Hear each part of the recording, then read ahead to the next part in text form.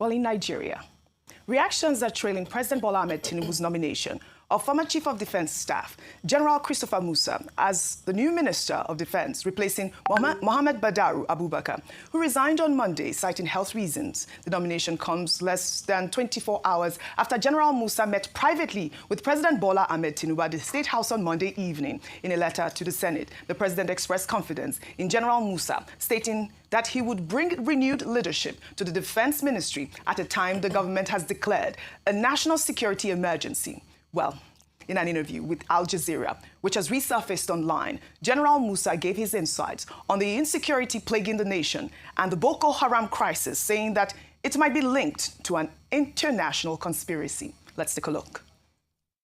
We've seen Boko Haram regroup and regroup and regroup. What is your answer to that? That you have in some way fed the insurgents? The problem is that I think we've talked to the international community. Let's find out the funding. When they started surrendering, by the time we left, so as we speak, we have over 120,000 that have surrendered. Most of them, when you find them, they are coming with hard currencies. How did they get them? How are they funded?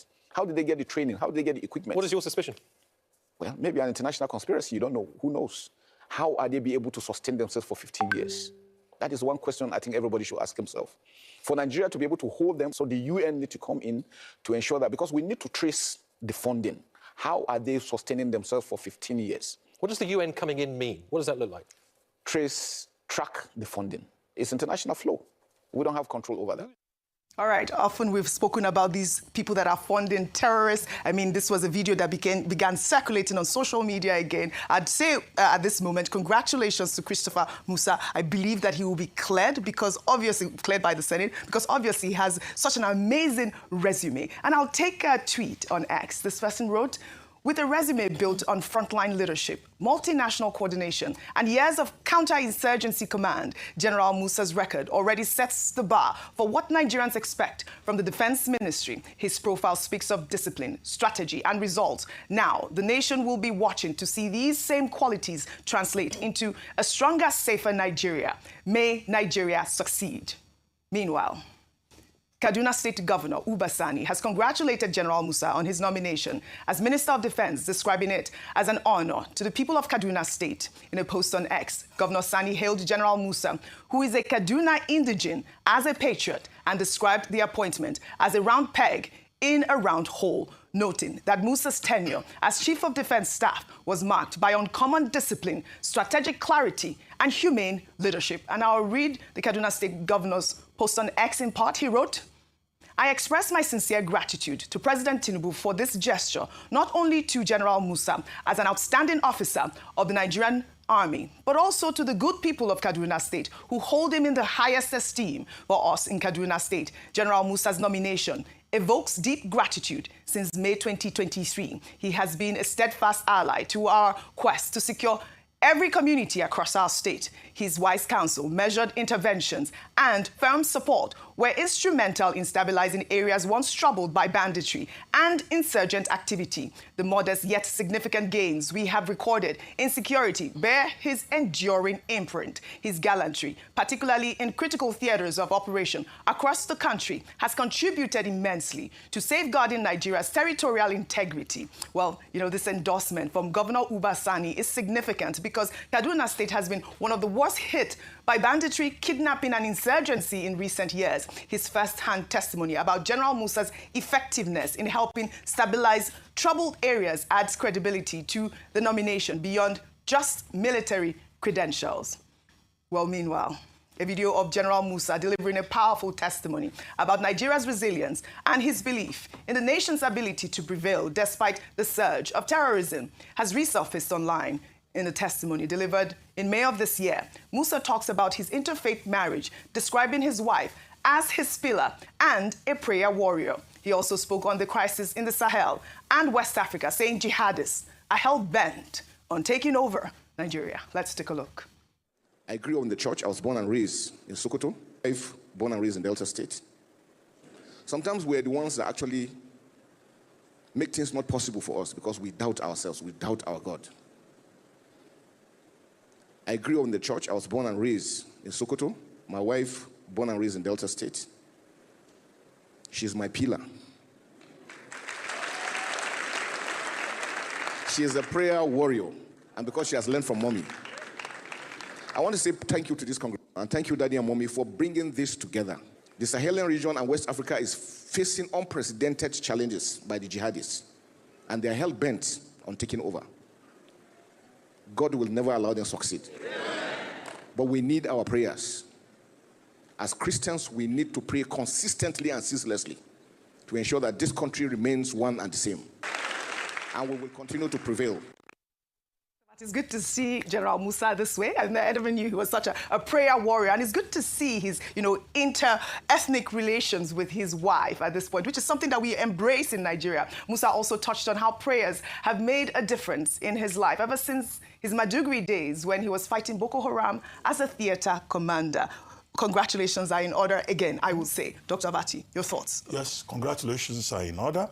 And I think that Governor Obasani of Kaduna State struck all the right notes.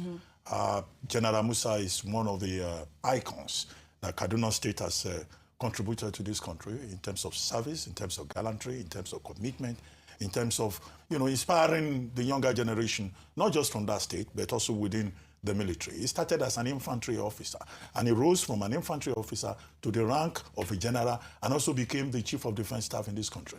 He has seen action in Operation Lafayette. He was also involved in the Lake Chad region operations. He was commander at Operation Hadinkai, and then he became chief of defense staff. And as chief of defense staff, he was known for his pragmatism and his commitment to the assignment that he was given. So his governor is proud, and is legitimately proud to say, well, this Musa is one of our own. He's from our area. Now he's going to serve Nigeria, and we thank President Bola Ahmed Tinubu. Generally, those who know him very well say that President Bola Ahmed Tinubu has appointed a round peg in a round hole. Now, the weight of expectations is very high, and that is why I think that General Musa, as he steps into this role, must also know that Nigerians expect a lot from him. His governor may have commended him and thanked the president. It also means that the people of Kaduna State also expect him to continue to carry their flag very high. He knows the assignment. It's the same assignment that he just stepped down from. It's just that he has moved from being chief of defense staff to now chief of defense, in which capacity all the armed forces will be responsible to him, not just for budget, but also for direction. And the fact that he's from that community is also a very clever move, by President Bola Ahmed Tinubu, because he will understand their language, and operations, can be much easier in that regard. As to the fact that is very religious. Well, there are people who say it is not just by kinetic, you also need non-kinetic. So at a personal level, having a prayer warrior wife is part of that non-kinetic. Okay. So, if you have a tough job, like this one we are doing too, for example, and you have prayer warriors around you, then of course, it's easier. But I'll rest my case on the point about expectations. He made a point about international conspiracy. Yes, that's important. There's something called global terrorism. Yes. And part of the problem with global terrorism is international terrorism financing, which is cross-border, which is international. And yes, there is a conspiracy. After all, this is Nigeria. We're talking about ISWAP. We're talking about Boko Haram having affiliations at the time to Al-Qaeda. So that in itself shows, that there is an international conspiracy involved. And which was why the United Nations began to track illicit international flow of funds being diverted to commit atrocities and to compromise the cause of democracy in the world. But we welcome him to the office, and he should just, every day he wants to pray. Remember that he has an assignment, that is placed on the rostrum of high expectations. Fantastic. From Nigerians, from the president, and also from the international community, and more importantly, from his home state. Well said. We expect him to succeed. Well said. Congratulations, General Christopher Musa. Meanwhile, a 2021 video featuring the Minister of State for Defense and former governor of Zamfara State, Bello Matawalle'S, stating that not all bandits are criminals, has resurfaced online, sparking controversy. Speaking with journalists at the Aso Rock Villa, Matawalle'S claimed that some bandits take the law into their own hands because they are ill-treated by vigilante groups who go to their settlements, destroy property, and take their animals, leading to reprisal attacks. Let's take a look. It's the same, and it's not all of them are criminal. Not all of them are criminal, because if you know or maybe if you investigate what is happening or what makes them to take those laws into their hand, some of them sometimes were cheated by so-called Nsakai, and I have to ban completely the Nsakai in my state. The Nsakai is those called vigilante group, who normally went to their settlement, destroy their property and take their animals. So, and, they doesn't have anyone to speak with. So sometimes they are going for revenge. Like if Ntsake attack them, so they will go for reprisals. So that is what exactly happening. And some of them are living in a settlement where close to a village or town, and they sometimes if there is maybe operation, military operation, the military will go and destroy their properties and their animals. So they are angry with such actions sometimes. So sometimes if you are talking to them, you can understand where they are coming from and you can understand their problems. So it is important we as leaders to sit down with those people to understand what is the genesis first. You can't just, jump and conclude that the person is a criminal. You have to listen to him. What makes him to go into that activities? So this is what we do. So they are not all of them. It's not all Fulani are criminals. Some are good citizens, but due to some circumstances, they subscribe to such a criminal. You can't say all of them are criminals. But you have to know what was the last thing he said there about criminal activities? Understanding the reason why that's what they happens chose when that the director speaks in my ear. Well, this video of Matawalle'S has been widely criticized by Nigerians who argue that regardless of any grievances, bandits terrorizing communities, kidnapping innocent people and destroying lives and property cannot be justified or excused under any circumstances. The resurfacing of this video is particularly significant as it raises questions about his approach to tackling terrorism, given his position as Minister of State for Defense. Vimbai, I'll come to you on the story. I'd like to just, juxtapose the two stories at this point. We're seeing a minister talking about criminals and saying that not all of them are criminals. How do you even justify that? And Oji, and you also have to add the dimension of the fact that he's, former governor of Zamfara State, and that the current governor of Zamfara State has raised several complaints and concerns about the fact that he's been trying to get collaboration and assistance to deal with banditry, insurgency, criminality in his state, but it's falling on deaf ears. And you ask yourself, well, if this is the person who is part of the people at the helm of affairs with regards to defense issues, and you look at somebody like General Christopher Musa, who is being praised for the collaborative element that he brought to his home state. And then you look at this gentleman who, in all intents and purposes, seems to have abandoned the security issues of his state. And why is that? Because he's chosen to sanitize banditry, criminality, and insurgency. We cannot sanitize criminality. Now, there is the psychology of crime. And yes, that's a very interesting, shall I say it, school of thought to venture into. However, if that is what the minister is passionate about, that's something maybe he can fund research for criminals who have been prosecuted, convicted, and incarcerated. Those studies happen from the confines of prison.